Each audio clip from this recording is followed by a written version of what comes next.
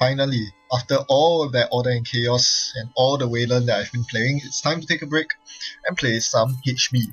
Today I'm playing the Foundry, and I'm using the Twins from Order and Chaos. The Twin seems more suited outside of Wayland because the Wayland Ice generally ends the run, which prevents you from activating the Twins very often.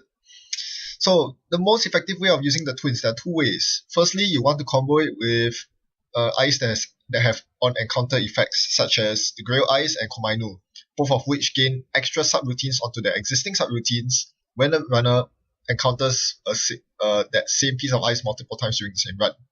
Or you can go my route, which is to use an ice that is very difficult to break repeatedly during the same run, which is JANUS. And yes, this is what the deck is completely based on. It has a strong backbone of your typical HP economy and the next ice suite for cheap end the run early on. So I'm playing against Nasir, which is kind of good news because my next size is generally pretty cheap. So raising the next bronze on the remote, I baited him into a run with an SMC. He is actually able to use it surprisingly. He got his Zuki Master out, and for him it only costs 1 credit, which I'm very happy for him to pay because this means he cannot trash the Adonis campaign. Very good. So this is a very good opening play, I think, because firstly, I have absolutely no worry about any HQ pressure at all. Unless he installs an imp and trashes my Baltic label, that would make me sad, but getting an early Adonis early on is...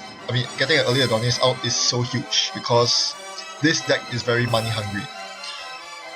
You need lots and lots of money to fuel raising JANUS and scoring out of hand with Baltic label. So this is why I prioritized the early Adonis, and good thing I did because it baited him into a futile run. So I finally get my Adonis going, and knowing that he's Nasir, I know that he can almost certainly never contest my remote. My Adonis campaign, he needs to click for 3 credits to go up to 4 credits and then trash the Adonis, which is completely not worth it. It basically eats up his entire turn. So I'm more than happy for him to do that if he wants to, because I still have other economic options as you just saw. I spent 9 influence on 3 celebrity gifts. Those are my backup economy in case I cannot defend my remote. So it makes it very unequitable for him to trash my Adonis, which is exactly what I want, because if he lets me get more than 15 credits, I can res a JANUS against him. If he lets me get 17 or more credits, I can res a JANUS and the Twins, which basically ensures that he will double encounter a JANUS, which is almost certainly a guaranteed kill. So I res the next silver to keep him out of my R&D. Unfortunately, it's not going to last very long with Parasite in his hand.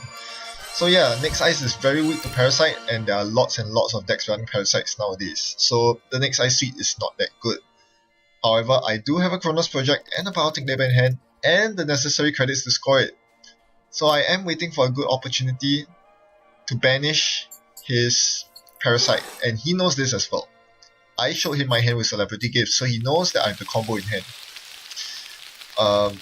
So yeah, hopefully he doesn't run multiple copies of Parasite. If I'm able to exile his only copy of Parasite, I basically won the game because I can just stack lots of next ice over my servers. Once you have 4 or more subroutines on next silvers, it gets ridiculously expensive to break them. In the meantime, I draw into a JANUS and I install it immediately over R&D. That is definitely my server of choice for the JANUS combo. Against Nasir, you can almost always expect Nasir to be challenging R&D with 3 R&D interfaces. That is the server they want to siege the most. So I'm definitely going to place my JANUS there, and the Twins will arrive shortly. And yeah, in the meantime, he knows that I have the JANUS. I'm playing JANUS because he accessed my R&D earlier on. So he saw it from my R&D, and in response to that, he installs a David. Very smart move here, ensures that I cannot get a clean kill off with JANUS. I might be able to fry his brains a bit, but yeah, I can't kill him. Because between David and clicking through JANUS, he can get through 2 JANUSes during a single encounter. Alright, here I basically res the next bronze.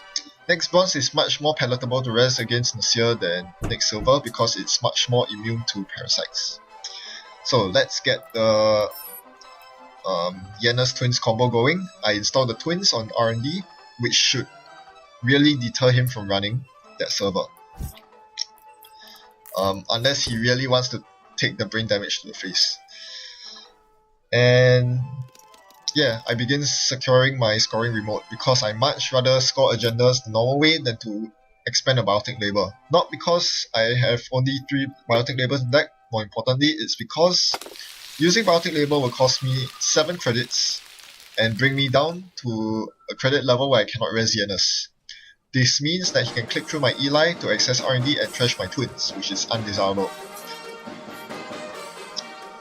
Alright, so he continues sieging me by basically denying all my next ice. He even parasites down a next bronze, so that's very annoying. Yes, very annoying indeed.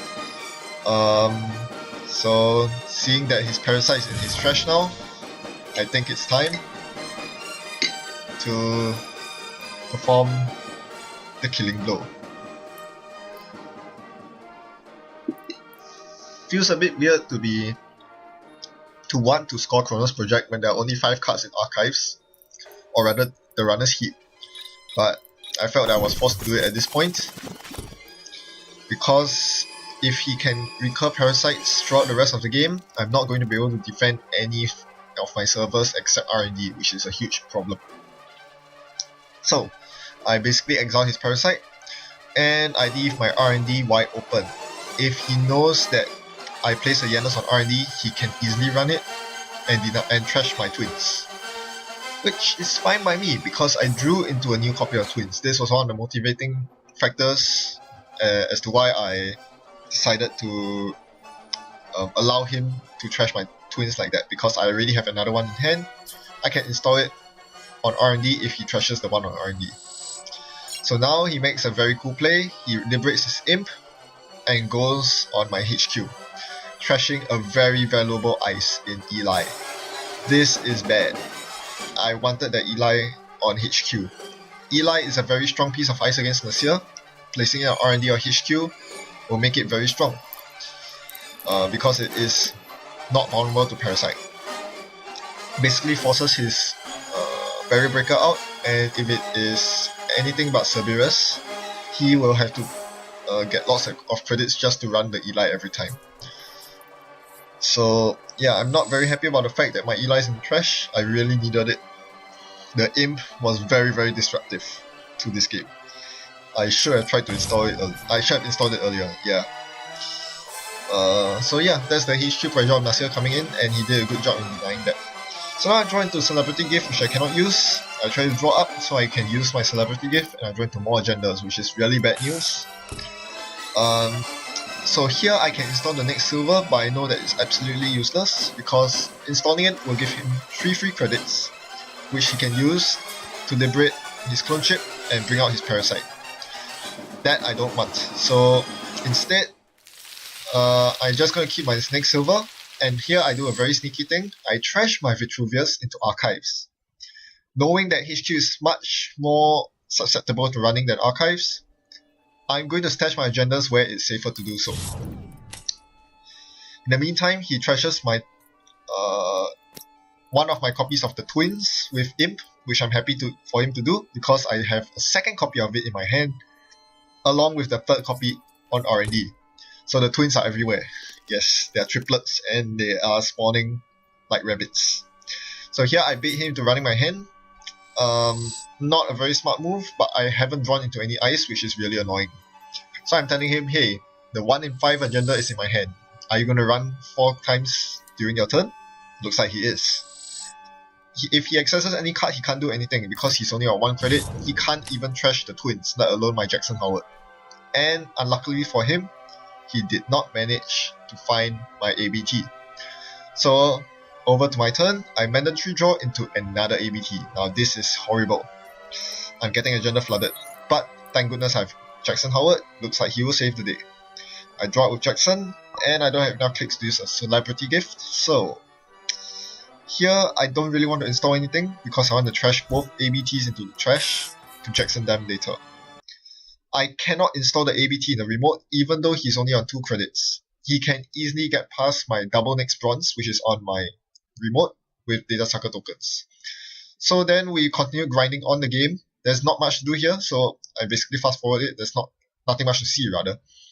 I try to keep him out of my HQ after purging viruses, and yeah, I'm just slowly dragging out the game, trying to find my Baltic labor. He's building up his board state, getting an R&D interface out, getting some recurring credits going. His toolbox will be out very soon, and that means he has lots of credits that can be used, even though he is broke in terms of his credit pool. So here, what happens is that I actually Baltic label an ABT, and he steals 2 agendas off my archives because the ABT fizzled. Not even a single piece of ice to reshuffle the cards that I saw from the ABT. So he found a Vitruvius and an NAPD, and suddenly he's on 6 points, which is scary. Here I try to bait him into a remote run. I have an Adonis campaign in the remote, and I happily res my next silver, baiting the Parasite. So he was very tempted to installing the Parasite there, but decided to jack out, which was a very smart thing for him to do. The good news is that now I have 3 next size on the board, so that's 3 subroutines he has to contend with. And he runs R&D next, and here I lure him into my trap. The typical combo is JANUS into the twins, but with a David on the board, it's better to do Ichi into the twins. So I res the Ichi and the twins, so he has to eat 4 trash and program subroutines. And then I realized, earlier during the turn, I res the next silver to keep him out of my remote. That cost me my ID ability. Without my ability, I wasn't able to tutor the other copy of Ichi from my deck. I have no Ichis in hand, the twins is useless, I shouldn't have rested. It was not going to do anything. So I realized the mistake too late and I don't want to take it back. So unfortunately, the twins is not going to have any effect here.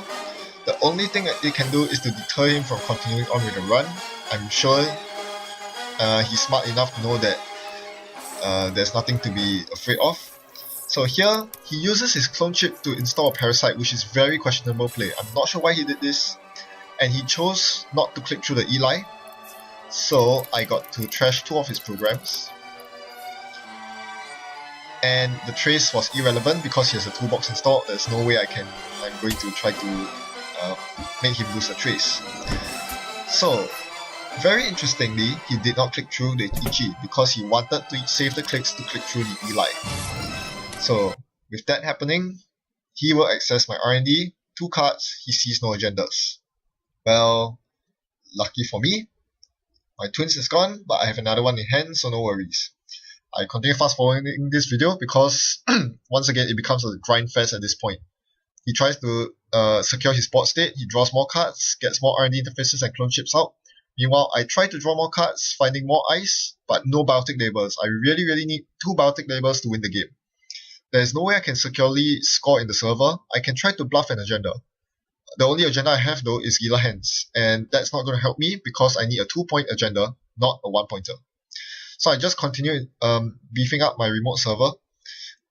There's no point beefing up my R&D at this point because the JANUS Twins combo is supposed to provide the clean kill. If it doesn't perform the clean kill, I might as well lose the game because there's not much else I can do to defend against him. Now the good news is that I actually have a copy of JANUS in hand. So if I res the JANUS on R&D, I can tutor for 1 more. I will be able to force him to encounter JANUS 3 times. That's 12 brain damage subroutines he has to break. Good luck with that. Alright, so first click he runs archives. Not sure why, there are no face down cards there. Oh yes, he wants to amass data sucker tokens, that's right. Yes, now he has 4 data sucker tokens. In the meantime, I do have an ABT in the remote. I'm trying to masquerade that as one of the campaigns, so hopefully he doesn't feel like running it. Thankfully that's the case. It seems like he's taking the bait. He's running R&D. But turns out he isn't walking into the JANUS trap. He's smart enough for that. Instead, he's simply trashing my Ichi with the loaded data sucker and a Parasite. So, oh, he says he wants to continue the run. Very well.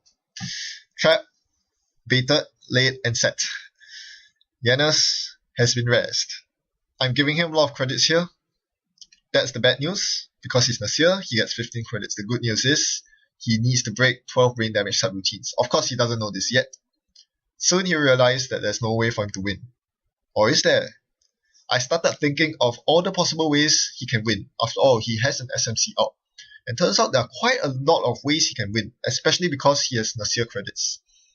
He can install Fem. Femming the JANUS means that he needs to pay only 12 credits to get past the JANUS.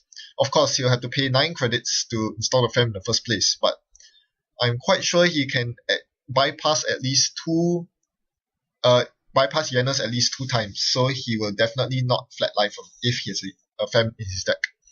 The other option is an Artman 8, which costs 11 credits.